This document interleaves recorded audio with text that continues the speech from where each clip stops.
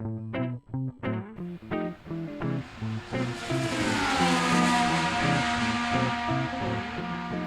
and welcome to what is a very good week to be a Renault fan. Yes, we had the fantastic performance from the Renault Works team over the weekend in Spa. We obviously cooked poulet à la liégeoise for Formula Food for the Spa race weekend. And again, we're part of a triple header. It's another 3 race weeks in a row. We're in the middle of it. This is the second week of it. We're coming up to Speed Week, or what's usually called Speed Week. Unless this year if you're Ferrari, in which case it's going to be called just trying to get into the points week. Anyway, yes, we're at Monza. That's where we're going to be going this week. We're going to Monza, which means we need to try and cook something from Italy, which normally would be easy. I've cooked a lot of Italian things over my time, and I thought, I know, I'll push myself this time. I will break out the Bible of Italian cooking. I'll hold this up a bit closer to the camera for you so you can see this. La Cucina Regionale Italia. 5,000 recipes split by region of Italy, and you can see I've put a few little tags in here. And one we're after this week is this one here. Let's see if we can get the book to open. From Lombardia, that's where we are this week. Technically Lombardia region of Italy, where Milan is, and also Monza, but mostly Milan, which is where this week's dish takes its name from. You'll have probably seen it in the title below. Risotto alla Milanese. It's just a really nice risotto actually, and it doesn't have a huge amount of ingredients in. However, one thing I will say with this book, you might have guessed from the front cover, it's all in Italian, and I don't speak Italian, so I've got my laptop over here with a translation of the entire recipe jotted down in it. I don't speak a lot of Italian, I think is the correct phrase to use. I speak enough. Oh, I speak nowhere near enough. So, yes, according to the una celebrita piena di fascino, ma troppo spesso vilipesa, offesa, maltrattata. Non è facile, credete, preparare al meglio questo piatto qui. Il grande cuoco fa la differenza. Italians, tell me if I've pronounced all of that wrong. I probably have. The rough translation that I've managed to work that out to is a celebrity full of charm, but too often vilified, offended, and mistreated. It is not easy to prepare this dish in the best possible way. Here, even the great cook makes the difference. So I think basically it's an easy dish to muck up, seems to be the consensus. An easy dish to get wrong, and a good chef can make this work. I am not a good chef. I'm a complete amateur wearing a funny shirt in a kitchen that's not his. So we'll give this a go. Ingredients, what we need for this. We've got arborio risotto rice over here. Hold that up to the camera, the usual makeup show levels of thing. Look, rice. 400 grams of that. We have 1 chopped spring onion, 40 and 40 grams of grated finest Parmesan cheese that I could source this morning, 40 and 40 grams of butter, again all laid out in our little bowls here. No one wants to see me weighing out ingredients. Then over here, just off camera, sort of there, 1 litre of beef broth with the crucial ingredient for risotto alla Milanese, saffron. Blew the budget this week, I figured might as well get it. Should have got it for doing the paella for the Spanish Grand Prix. Was too strict. But I mean, there's so few ingredients in this dish. If you didn't put the saffron in, you would lose out on the rather traditional yellow colour.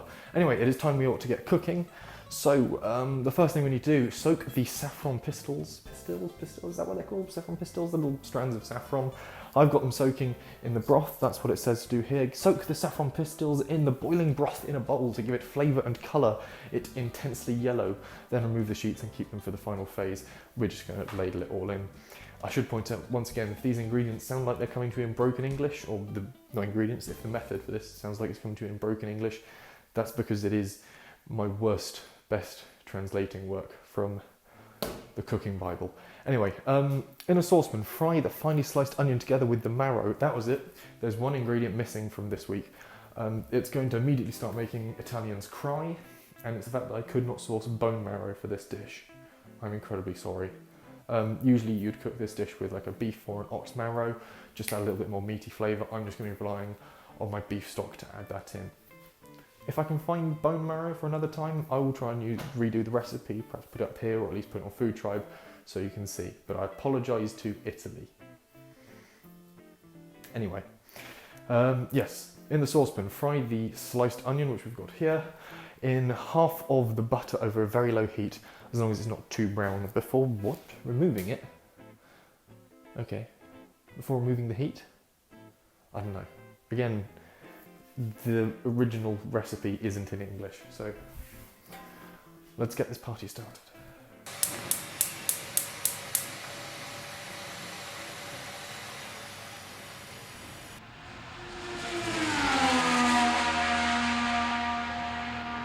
Half our butter, or in this case it's 40 grams. Because I've tweaked the recipe, I'm only cooking for effectively 4 people.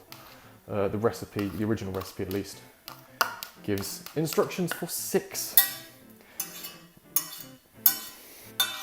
But tonight we are 3, but 2 of us are probably quite hungry. So butter in the pan. We'll just wait for that to melt down. There is an awful lot of butter that goes into this dish, and I get the intense feeling that some more health-conscious chefs will absolutely hate this. But it's designed to be quite a luxurious, very creamy dish, and I think a lot of that comes from using butter. We're just using regular salted butter.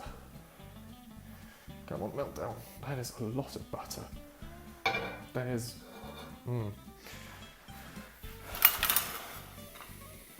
That's what the ingredients are supposed to be, a lot of butter by the look of things.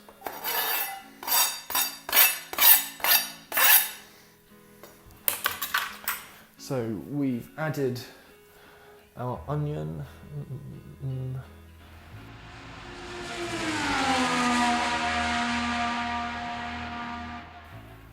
Okay, so our onion here in the pot is now starting to brown off. That is what we would like to see.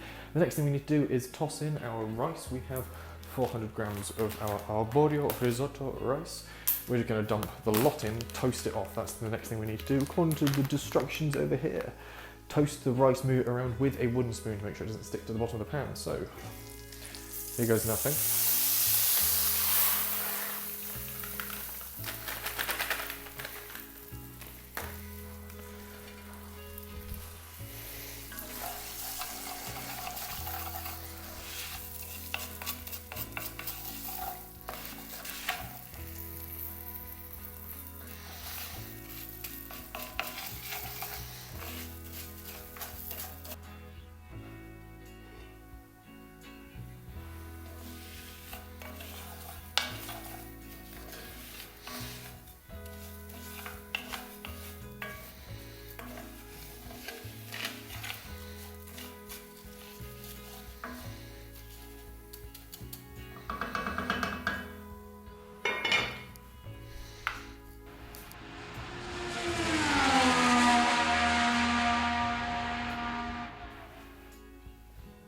So the next stage in our recipe is we're going to be adding our sort of beef broth, beef stock with saffron in it into the pan with the rice. We're going to be adding it in 1 ladle at a time. I've got my ladle out here ready. 1 ladle at a time, let the rice soak that 1 ladle up, add in another ladle. It's quite labour intensive, but that's just how risotto goes. So let's get the lid off. Heave ho. Pop that there.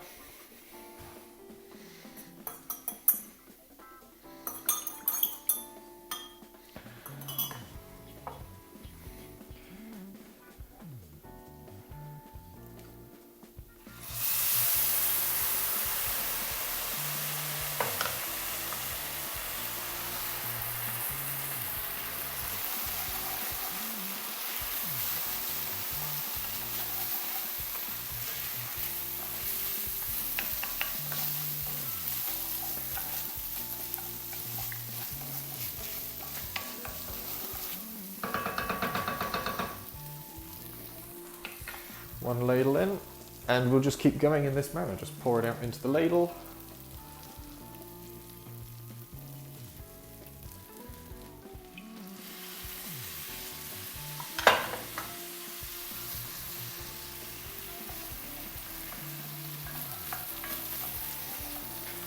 and stir the rice into it.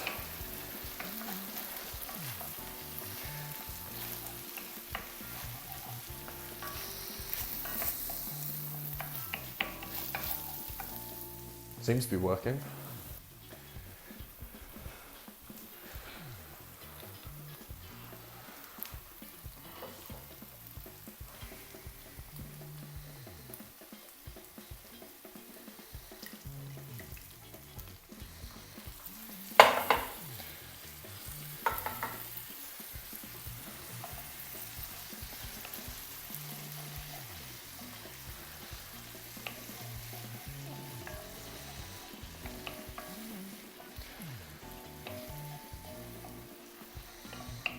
Okay, so as you can potentially see in the sort of far distance of screen, we've got most of our broth into the risotto rice now. It's starting to swell up very nicely, giving this a very pale sort of brown colour.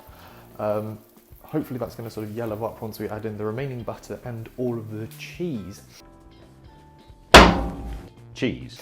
And that is pretty much everything that's going to be going into this. It's supposed to have a very delicate flavour, this risotto alla Milanese. However, you can see this cucumber sitting here on the side. That's because I made a small, simple side salad. And this gives me a very good opportunity to talk about making up sides for this, and equally, not putting anything else into this dish. There is something written in the book here, in the Bible, under Variante. La guinta del vino bianco, per molti è meglio il rosso puritanico, sul rosso tostato da far evaporare prima di versare il brodo. Basically what it's saying is you can put wine in this dish if you would like to. Some people put in white, some people put in red, but you must make sure you evaporate all of that out before you start adding in the broth, and obviously reduce the broth by the amount of wine that you're adding. The book then goes on to add, per piacere escludete I funghi o quant'altro possa distrarre il sapore fumoso ed elegante di questo risotto, which, according to my translation, means please exclude mushrooms or anything that can distract from the smoky flavour of this risotto. Basically, this is supposed to be a very delicate dish indeed. You don't want to go overpowering with massive flavours, chucking in twists of ground black pepper, a little bit more salt or anything like that. All you need to be doing is just putting in the very basic ingredients and enjoying what's supposedly a very simple but beautiful flavour. And so far, it smells fantastic, very creamy. And bear in mind, all we put in so far is 40 grams of butter, and it smells delightful. So just add the last of our stock. Leave that to bubble in. Got some saffron stuck at the bottom. Yeah, come here. You're expensive, I'm not going to waste you. There we go.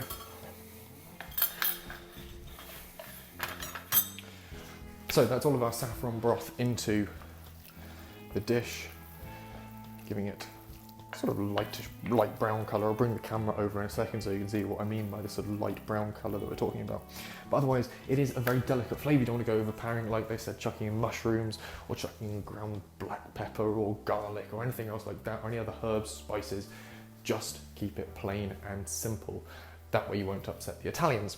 And a final thing to add, according to this, according to the Bible, under vino consigliato, or I think this is recommended wine, Sauvignon del Oltrepo Pavese, if you're going to be putting wine with it. I'm not, because A, I couldn't find this wine. I could probably find a similar. I went to a chap earlier today to get one for the dish I'm cooking tomorrow for the weekend after next, so I won't spoil that. But if you check out sort of proper wine merchants, wine dealers, they might be able to help you find a rather more specific wine instead of just going to a supermarket to help out your small chain high street shops people. So yeah, back to the risotto. I'm going to get the camera, then there's going to be a little swoop swoop, and you're going to be over here.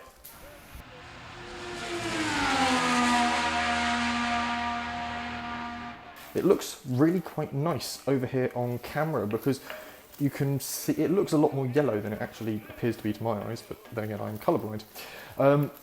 We've got this sort of lovely sort of almost dark golden colour, I suppose you could call it at this point, coming on. And what we're going to do is we're going to just wait for the last of the broth to cook into the rice. And then we'll add in our parmesan and our butter, and then we should be ready to serve up. I'm probably going to turn the heat down because producer Ian isn't here and this is supposed to be dinner, and he's not here. I don't know how to keep this on the hob for much longer, so we'll wait for producer Ian to get back, and then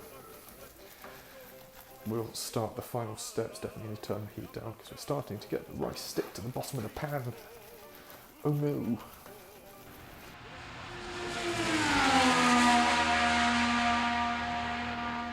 Okay, so as we can see, we've put the cheese and the butter into our risotto now, and it looks absolutely fantastic. It smells delightful, and we have that beautiful golden yellow colour just starting to come through.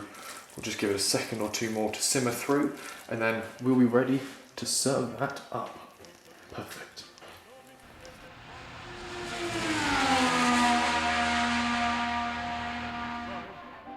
Quei pennacchini non più avrai, quel cappello non più avrai, quella chioma non più avrai, quell'aria brillante non più avrai, farfallone amoroso, notte e giorno d'intorno girato, delle belle turbando al riposo, Narcisetto adoncino d'amor, delle belle turbando al riposo, Narcisetto adoncino d'amor. Cherubino alla vittoria, alla gloria militar, cherubino alla vittoria, alla gloria militar, alla gloria militar, alla gloria